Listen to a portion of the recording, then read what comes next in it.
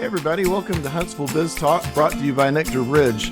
We talk with business owners, leaders, and subject matter experts about the ideas, challenges, and opportunities shaping business in Huntsville and beyond. Nectar Bridge provides back office support, including accounting, operations, and software solutions that help small business owners stay focused on their vision instead of getting stuck in the weeds. My guest this time is Alan Thielbar with Vector Security. Alan, introduce yourself. Tell us about what you do with Vector Security. Hi there. Well, I'm Alan Thielbar. I am with Vector Security. I'm a commercial salesman. We deal with large accounts all the way to some of the largest brands out there, down to the small mom and pop shops. So we provide clear, precise security, cameras, access control. We work with a lot of defense contractors in this area. Okay, very cool. One of the things we really wanted to talk about today was the fact we're both in B&I, and a main topic of this episode is going to be about just local networking. We both do a lot of sales and networking related activities, and as I said, we're both in B&I, which is Business Networking International. Tell the audience what B&I is and what a meeting is like. Well, B&I is like you said, a networking organization. We all get together and it's very structured. At least we hope it's very structured. It's to initiate business referrals among the group. So each person holds a seat in that group. That seat's exclusive. And that allows for very specific trading of referrals back and forth. So like say I'm in security, I'm in commercial security, you're not going to find a commercial security person in a particular chapter of B&I. You may find another security residential person, you're not going to find another commercial. And we can even partner in that. I mean, it's a great referral system. What you hopefully will not find is a coffee, sit down, talk type thing. It's structured, it's on a timeline, and we're all there to make referrals and gain business. Okay. And you're in the B&I Gateway chapter. I'm in B&I Strictly Business myself, and I think my chapter has 24 people in it. And how many people is in your chapter? We're currently at 40. Okay. As of last Thursday. So. You got back up to 40. All right. Gateway is one of the, I guess probably the largest chapter in the Huntsville area. And there are some chapters about your size, maybe even bigger in Birmingham. But usually B&I chapters are between, say, 20 and 35 people. And in my opinion, that's a really good size because it allows you to get to know the people in those various occupations. As you mentioned, it's exclusive per profession, although you'll see, as you mentioned, some overlapping people who just kind of agree to stay in certain lanes. Like in our chapter, we have, and I think in your chapter too, we have a residential real estate person. We also have a commercial real estate and property person. So just like your profession, that doesn't really compete with each other, and in fact can be a source of referrals. We talked about how structured the meeting format is, and I'm just not going to go through everything we do, but one of the features is everybody introduces themselves for 30 or 40 seconds. And when you have everybody introducing yourself, it's very important that you do that short and to the point and keep moving. And one of the ideas is you're always really specific because you do it every week. And, some of the things that always stay the same are you describing what it is you do. But most of us ask for something specific every week, which you may change up from time to time. So like, what's something you're looking for right now? Well, and we'll touch on specific, but you also want to be memorable too. Yeah, exactly. That I'm looking for right now is franchise owners. I'd like to contact more franchise owners and discuss their security for those franchises. I have a number of franchises currently, and I think I could support them better. So that would be one of my requests.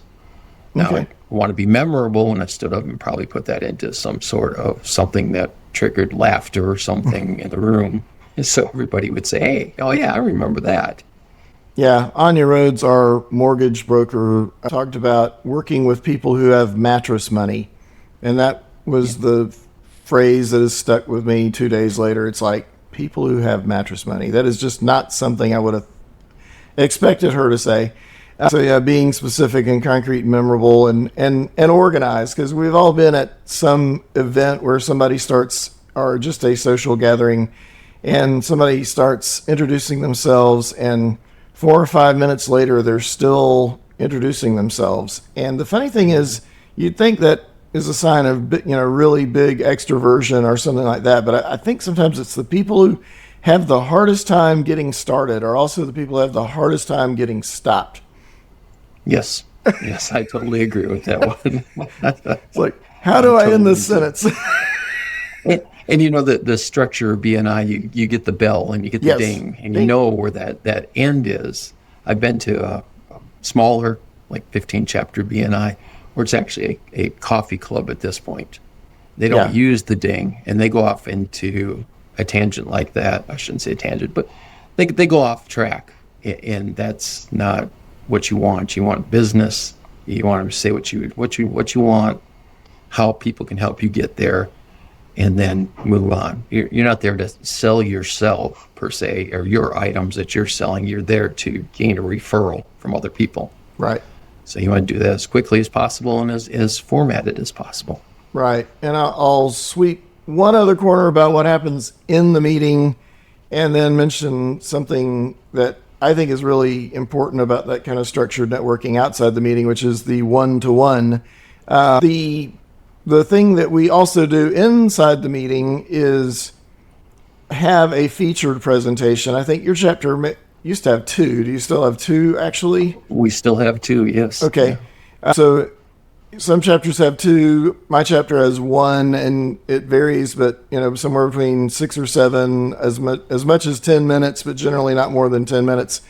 One or two people in the group every week get a chance to really expand on what they do. They also get a chance to use visual aids like a PowerPoint presentation, which is not a part of the short presentation, but it's a chance to really expand. So, for me, in 45 seconds, all I really have a chance to say is that I work with people who do QuickBooks. I offer back office support for small business, and say, hey, I'm looking for somebody in a commercial security company or something like that. Right. But if I have the featured presentation, actually I had that last week, or this week rather, and I was able to put slides up and talk about 3 different things that I offer people for QuickBooks support, like a checkup on their QuickBooks install, training, QuickBooks setup, those kind of things. So I was able to showcase 3 products that I actually offer, and tell a little bit about my family, and brag about the fact that I just got an MBA, and do that kind of thing. So you do get that opportunity. But I think that the biggest benefit of BNI, and in fact, it's a bit related to how I ended up doing this podcast, because we do one-to-one conversations. So a true one-to-one usually takes place at a coffee shop. We're kind of scorecarded on it. Have you been getting your one-to-ones in? And so we need to do them for the point system. And so it kind of forces us to say, hey, Alan, let's get coffee, or let's get breakfast, or, we need to be talking to others in our chapter, because while that is just, as the name implies, a one-to-one meeting with somebody, it still kind of follows a structure, even though it's outside of the meeting. I think a well-structured one-to-one gives both people ample time to talk. Usually takes about an hour, and both people should come away with a better understanding of what each other does and what kind of customers they're looking for. Exactly. And I think one-to-ones are important, not to be just one-sided. Yes. I recently had a one-to-one where the person on the other side did all the talking, and we got done with it. I have no idea how to refer that person. I mean, I have no clue. I barely understood what they did, because I know more about their life than I do their product. And they were trying to sell to me, not have me as their salesperson. I'm sure I could help them a lot if I would just have learned what exactly their product does and how I could benefit, help them get more work out of, or more business out of what I heard from them. But I did not get that. So, I mean, one-to-ones are they need to be structured also. Yeah. And I think that's where the BNI guidelines help out with that. Right. If you actually dig into what a one-to-one they propose looks like and follow that, it's a guidance that helps. Yeah. And you mentioned something that I think is really key. Sometimes the cute expression is sell through you, not to you. In other words, the purpose of getting those conversations is not so either of us can unload a sales pitch on each other and try to close them. It is to tell you about what I do so that if you see somebody who needs what I provide or vice versa, we can find those referrals. Now, BNI keeps up with more stats than baseball. And one of the stats is how many one-to-ones is the chapter doing and how many referrals is the chapter passing amongst its members. And that number, and this isn't just in my chapter or your chapter, it's like system-wide, it is very frequently close to a one-to-one ratio. Just on average, a one-to-one tends to result in at least one referral for the people who are participating in it. So we wanted to talk about networking. We spent several minutes talking about BNI, but that's not all the networking we do. In fact, you and I met at an Apartment Association of North Alabama lunch. And so both of us just go to all kinds of things around town, and maybe, I don't know how large your territory is, so you may go some places outside of Huntsville too. Tell me about what places you decide to go to for networking. What are you really looking for? I'm looking for the value. Yeah. I'm looking for the partnership. I mean, I've been in different groups where I've joined for a year, been in the year, took a hard look at it and said, no, I got to step away. The ROI is not there, value's not there. And then join other groups. As a matter of fact, I was late to this today because I was introduced to another new group in town. Oh, great. So I spent time with them, and I'm going to definitely join their group because I can see the value in the participants in that group. So networking is very important. You got to find the right niche to get into. Okay. Yeah, and I think they kind of fall into two buckets. There's things where, like BNI, and BNI is not the only game in town for this kind of thing, you're looking for a group of peers who can very specifically help you find opportunities. But then there are the groups that you join and support because they are your customer base. So, you sell to apartment complexes. So the Apartment Association is a natural for you. More generally, I'm a really big fan of chambers of commerce. In an earlier career, I was in the promotional products business, and I always said to my sales reps, you may go to 100 of these things or 1,000 of these things and not feel like you got anything accomplished, and then you'll run into one person at one of these things that you would have never gotten access to, and it will just change your life. And I got into the e-commerce business because I sold a guy at a chamber thing about $200 worth of hats. And, that's a long story. I won't completely unpack it, but, we met, we did some business, and then he asks me if I can do an e-commerce program for the company he works for. And that was around 2002, 2003, and the rest is history. It really set me on a course of doing much more with technology and so forth. And I'm sure you've had experiences like that too. Can you talk about some really memorable contacts you've made? I think the apartment association that we both belong to helped out a lot because it gives you access to the apartment managers. And I've actually had calls where the facility person has been told, call Alan. He's the one that's in the association. So, that led to more business just from being in the association. Yeah. I think that it's really important to strike a balance when you're going to these things. Because even say, you're going to a chamber thing. I have seen people reach to my desk for the props here.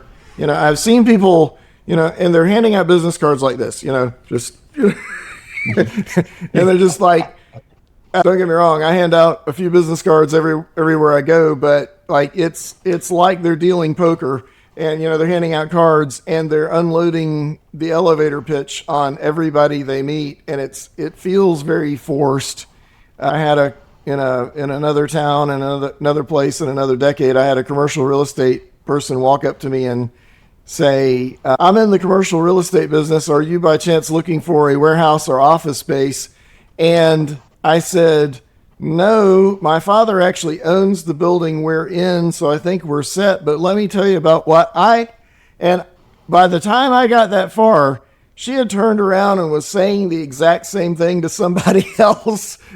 So, Really? not very conversational. So that maybe is a little too salesy. And then I've also seen people just hang back at the buffet or the bar, and it's like, sometimes I kind of like watch people, and they're at a networking thing and they're wallflowers. They're not meeting anybody. What are some things you do to break the ice if you feel like, wow, I don't know too many people here? Oh, I guess personality wise is a step forward. Just step forward and start talking to people. Yeah. People want to be listened. Just listen to them.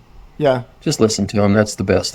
I was in a coffee shop a while back, and a gentleman came in and he started talking to me, and before he knew it, I was listening to him, and he says, well, what's your pitch? Because he was an ADT person. He sold years ago ADT, now sells life insurance. Okay. And he's like, well, how do you sell? And I said, well, I listen.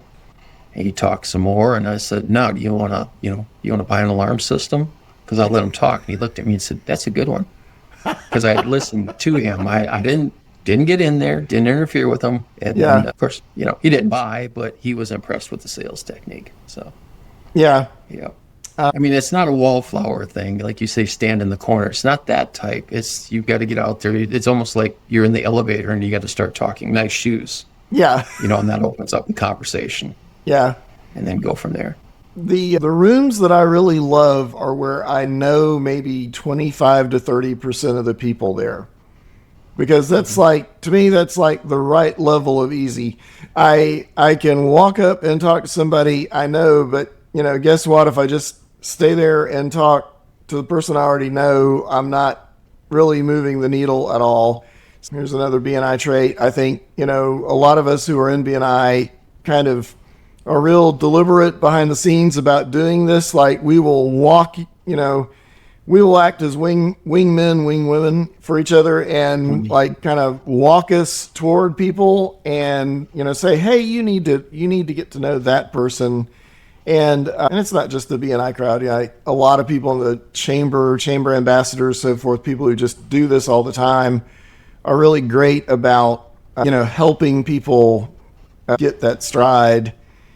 Obviously, given what I do, I talk with CPAs a lot, and CPAs, attorneys, also people who are like highly technical engineering kind of folks.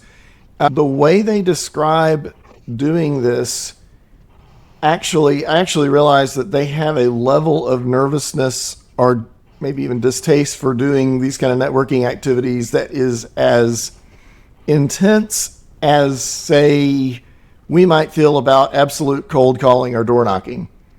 Mm-hmm. I agree with you. I was at a networking event over at the Panda Stadium, Trash Panda Stadium. Yeah. And out of all the people, there was a defense contractor that was their CEO.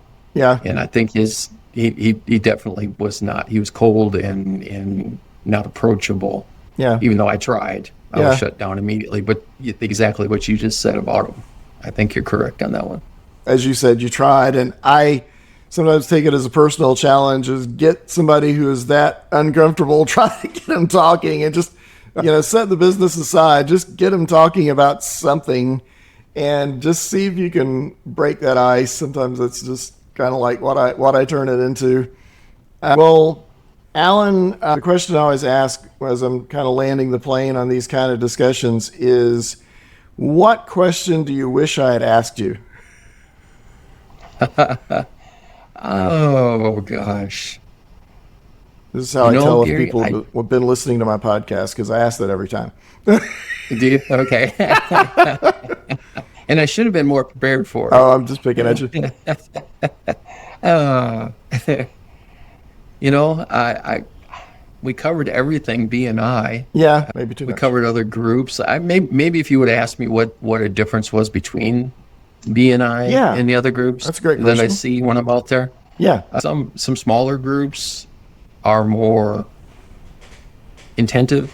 I mean, B&I as a whole is wonderful. It's an organization. It's a learning place. It's well Yes. worth the money. Right. Because if you're not standing in front of people and you're not doing, or if you weren't doing that week after week after week after week, you develop, those skills that Right. you would not develop without it. And it kind of forces you to do it because Exactly. you're paying for it. yeah, Other groups, they're smaller. Mm-hmm. You're really not paying to be in those groups. So maybe the value doesn't seem as high. They're more the coffee clubs. Mm-hmm. But yet the referrals tend to be a little bit more too. So, I mean, there's a benefit to both. Yeah. You have to be in all of them. You Yeah. can't just be in one. No. absolutely. Yeah. I've got a partner in crime here that all he ever did was B&I, but he Yeah. never explored the value or anything else to that. It doesn't belong to any other chamber or anything like that. And I can see that hurts his business. Yeah. On the one hand, there's a discouragement of being in another group exactly like B&I, but at the same time, a recognition that you cannot just be in one circle. You cannot just be in one sphere of influence.